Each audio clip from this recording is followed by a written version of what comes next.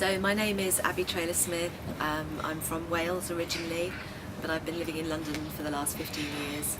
I started off working for a newspaper in London called the Daily Telegraph, covering news and features around the world. And I worked there for like 8 or 9 years, and I started to realise that this kind of photography was not the kind of photography I was interested in. And I was much more interested in spending time and getting intimate with my subjects. So I quit my job to go freelance. And now I spend my time on long-term personal projects as well as assignments to pay the bills and give me food for me and my baby. For me, I realised after about... when I was working for the Telegraph, I didn't feel guilty because I was behind the lens. And I was doing a job, and it was a news job, and I thought that but even when I was working for the Telegraph, it was very important for me to have a connection with my subjects. And I spent about a month in Iraq, or 2 months in Iraq, and I realised that I was not connected to my subjects, and I didn't really know what I was doing there. So this was the point at which I realised that I wanted to make my own way in the world. So a connection to my subjects has always been important from the beginning. And now more than ever, when I go on an assignment, so I just was in Sierra Leone last month on an assignment for the UN, and even now when I'm working on assignment, I have to, when I arrive somewhere, I have to be like, hello, my name's Abbie, what's your name? I have to have a bit of a chat because I find it too difficult to take pictures if I have not made a connection with my subject, whether it's on assignment or for my personal work. And that, for me, is what's really important. So to not be a voyeur, to not be taking, but for it to be a collaboration. Whether it is an assignment that I care about, or from my heart, or it's just paying the bills, that is still important for me. For me, without that connection of humanity, then the picture is boring. It's boring. And how photographically do you think it shows itself that this connection is lacking? Is it just a feeling, or how do you think? Yeah, I think it really does come down to instinct. I think you can see where people have connected with their subjects and where they haven't. For example, I mean, I judged a photography competition in London last week, a portrait competition. There is a big prize in the UK called the Taylor Prize, which is run by the National Portrait Gallery.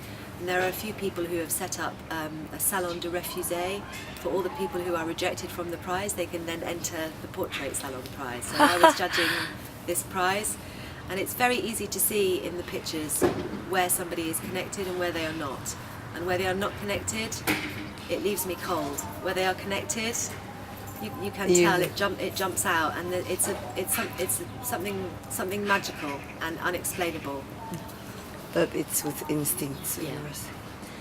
So you would never be the photographer that would invade personal space, or that it's not necessarily related to connection, because you can be connected and invade at the same time? Or? Yeah, I think you can be connected and invade because you get a sense.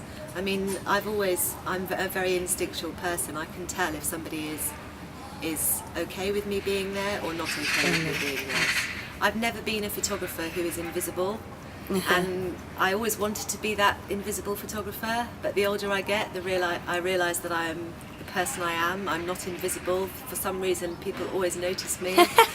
So so I stopped trying to do that, and now I'm doing what is important to me. It's much more fluid. So, for example, even when I started, I was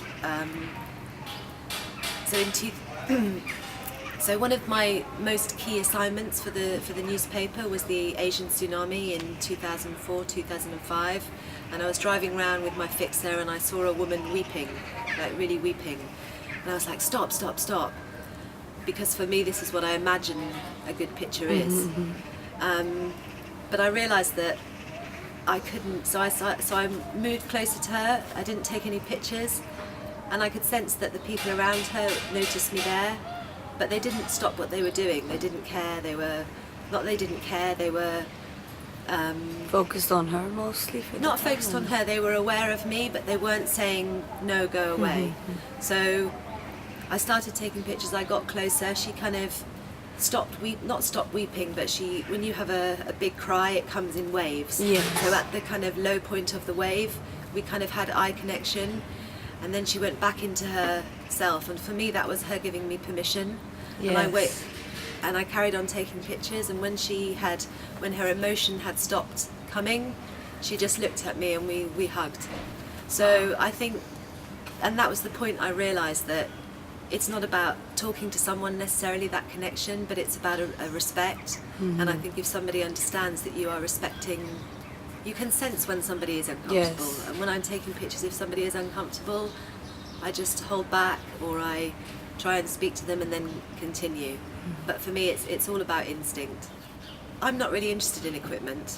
You're not? No. When I first got into photography, I said, what camera should I have? And he said to me, it doesn't matter what camera you have. It's what you are seeing here.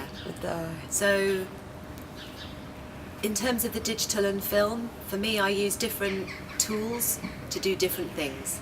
So if I'm working on an assignment and somebody wants their pictures quickly, I shoot digitally. For my personal work, I use film because it slows me down. It means I'm not jumping around like a mosquito, because I only have my 10 frames in my Mamiya.